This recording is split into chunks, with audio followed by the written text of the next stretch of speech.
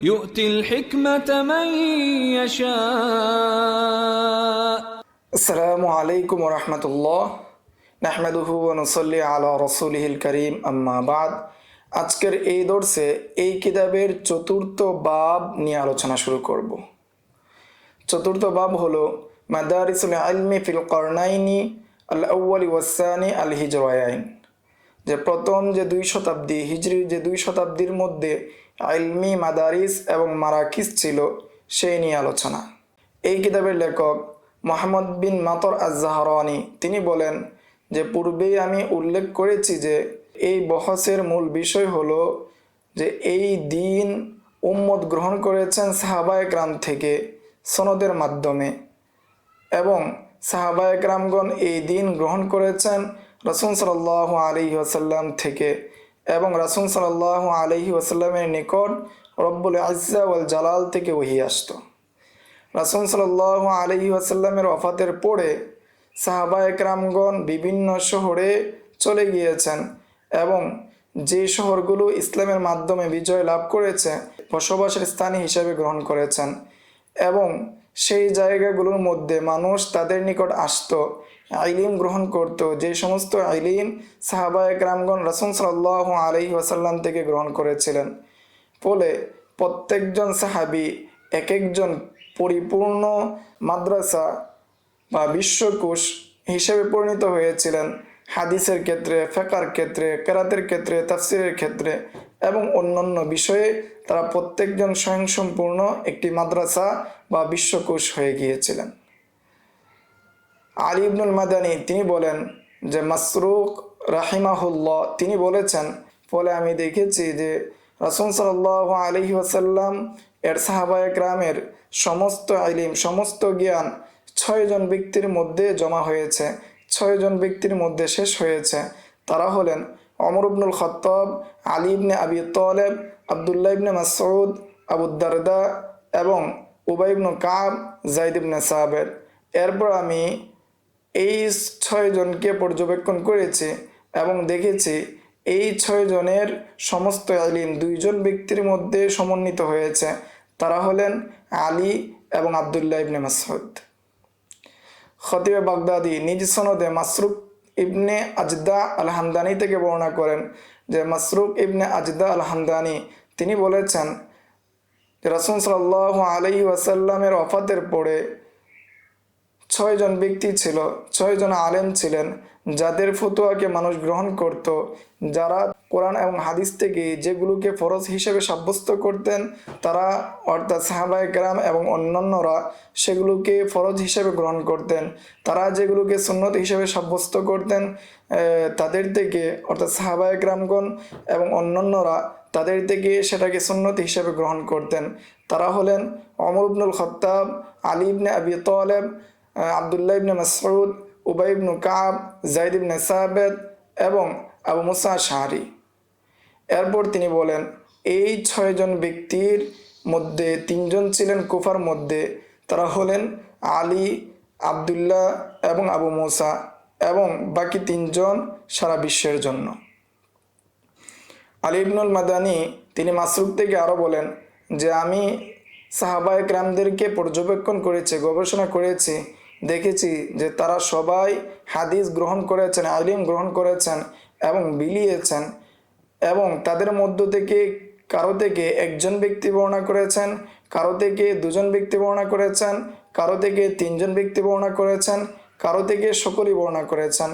এবং আব্দুল্লাহ ইবনে মাসউদ রাদিয়াল্লাহু তাআলা আনহু হলেন এমন ব্যক্তি যার থেকে সবাই বর্ণনা করেছেন।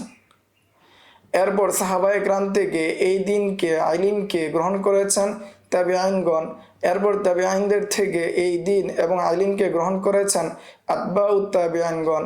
এইভাবে এই ইলম উম্মতের ধারাবাহিকতায় নকল হয়েছে এবং খালাফরা সালাফদের থেকে গ্রহণ করেছেন, প্রজন্মের পর প্রজন্ম এইভাবে গ্রহণ করছিল এবং শেষ পর্যন্ত সেগুলো কিতাবের মধ্যে লিখিত হয়েছে, এবং এই কিতাবগুলো উলামায়ে কেরামগণ গ্রহণ করেছেন এবং যুগের পর যুগ সেগুলো অব্যাহত ছিল, এবং আল্লাহ তাআলা যুগের পর যুগ মানুষদেরকে তার ওয়ারাসাত দান করছেন।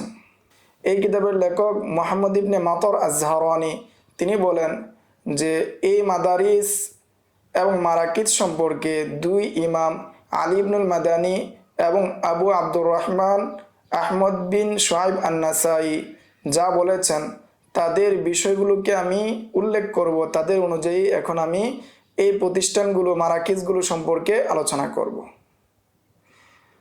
ইমাম আলী ইবনুল মাদানী বলেন যে রাসূল সাল্লাল্লাহু আলাইহি ওয়াসাল্লাম এর সাহাবায়ে কেরামগণের মধ্যে যারা রাসূল সাল্লাল্লাহু আলাইহি ওয়াসাল্লামের সুহবত অর্জন করেছেন তাদের মধ্যে যাদের মাযহাবকে মানুষ গ্রহণ করেছে, যাদের ফতোয়া অনুযায়ী মানুষ চলেছে, তারা হলেন তিনজন ব্যক্তি।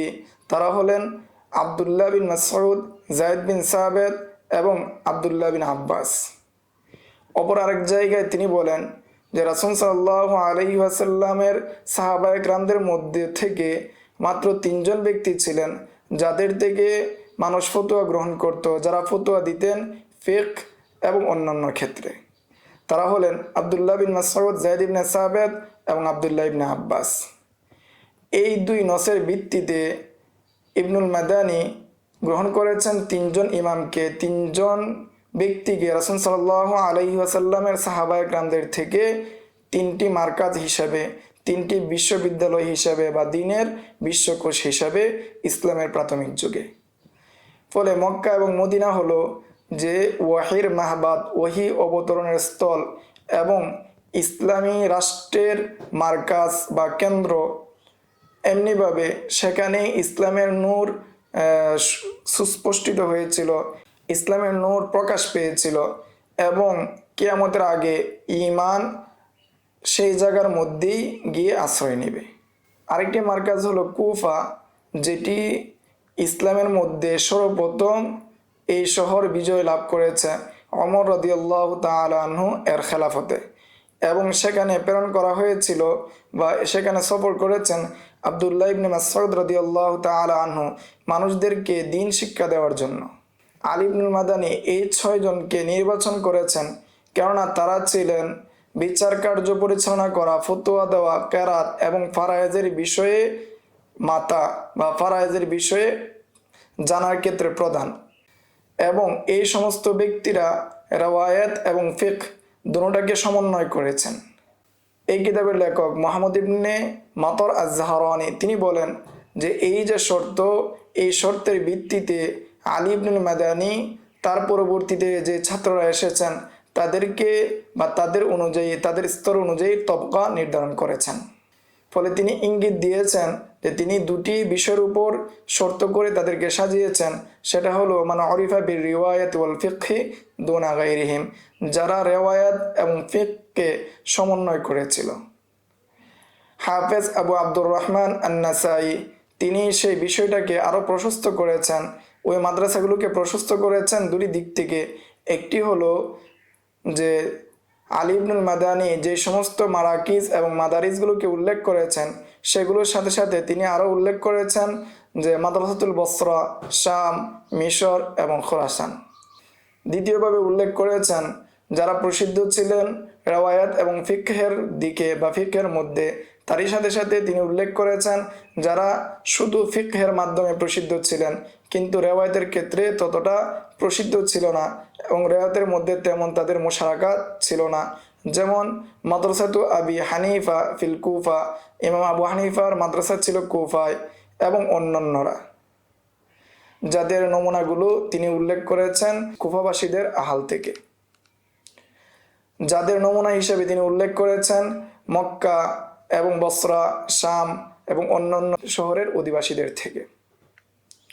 প্রথম ফসল, মাদারিসুল ইলমি ওয়া মারাকিজুল উলা বিহাসবি মা যাকারাহুল ইমাম ইবনুল মাদানী। যে আলী ইবনুল মাদানী যেই নিয়মে বা যেই তারতিবে তিনি মারাকিজ এবং মাদারিসগুলোকে উল্লেখ করেছেন তার আলোচনা।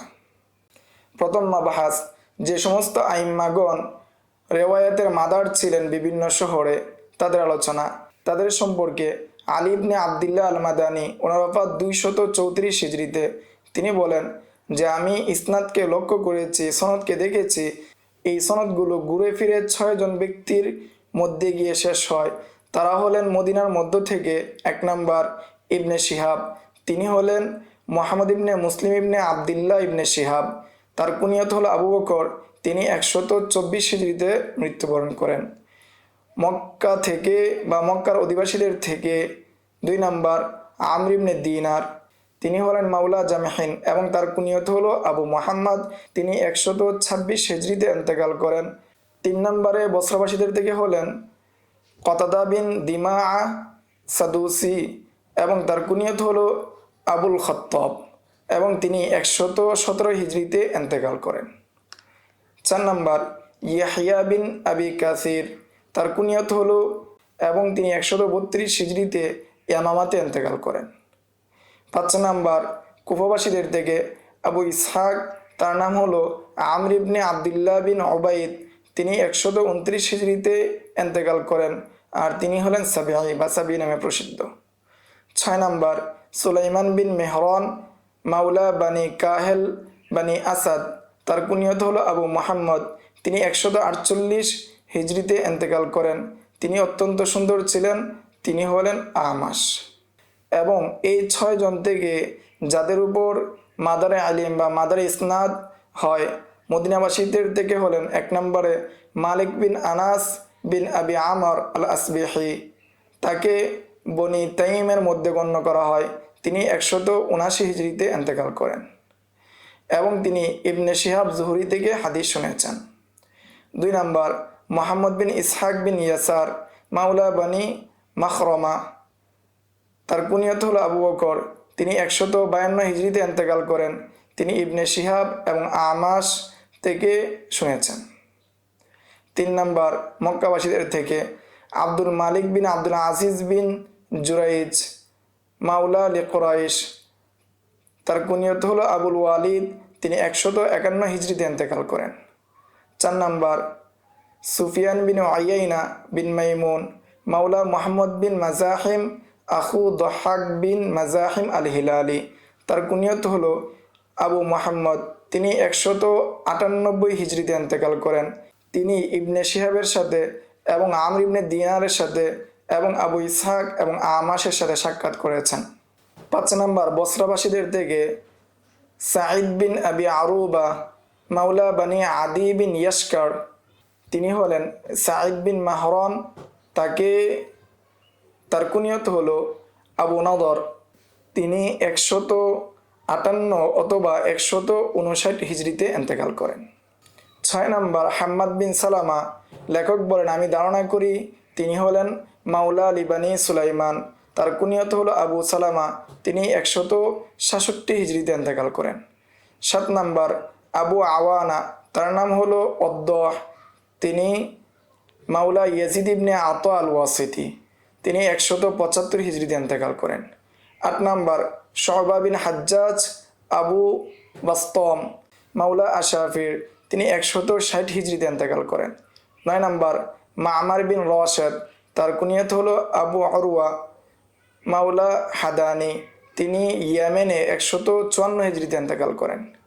তিনি ইবনে শিহাব এবং উমাইর ইবনে দিনার এবং কাতাদা থেকে হাদিস শ্রবণ করেছেন, হাদিস শুনেছেন।